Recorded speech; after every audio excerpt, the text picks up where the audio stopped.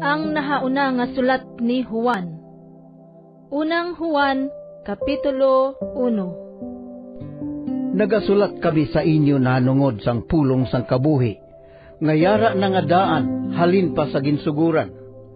Amon ini nabatian, kag nakita sang amon mga mata. Oo, amon ini nakitaan, kag nakaptan sang amon mga kamot. Sang ginpahayag ini nga kabuhi, amon ini nakita.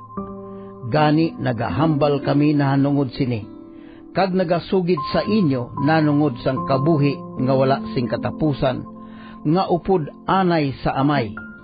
Kag ginpahayag ini sa amon, ang amon nakitaan, kag nabatian, ginasugid manamon sa inyo, agud kamo makabuylog sa amon sa pagpakighiusa, upod sa amay, kag sa iya anak nga si Hesukristo.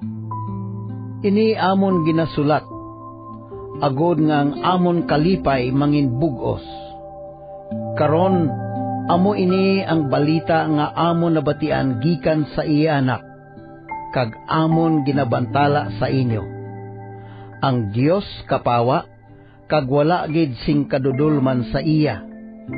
Gani, kun magsiling kita nga may pagpakighiusa kita sa iya, pero nagakabuhi kita gihapon sa kadudulman, nagabutig kita sa aton mga ginahambal kag mga ginahimo. Pero kung kita nagakabuhi sa kapawa, subong nga ang Dios yara sa kapawa. Di may paghiliusa kita sa isa kag isa, kag ang dugo ni Jesus nga iya anak nagatinlo sa aton sa tanan nga mga sala. Kun magsiling kita nga wala kita sing sala, ginadayaan naton ang aton kaugalingon, kag ang kamatuoran wala sa aton.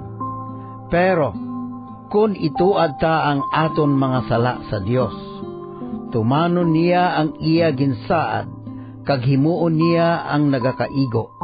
Patawaron niya ang aton mga sala, kag tinluan niya kita sang tanan naton nga kalautan.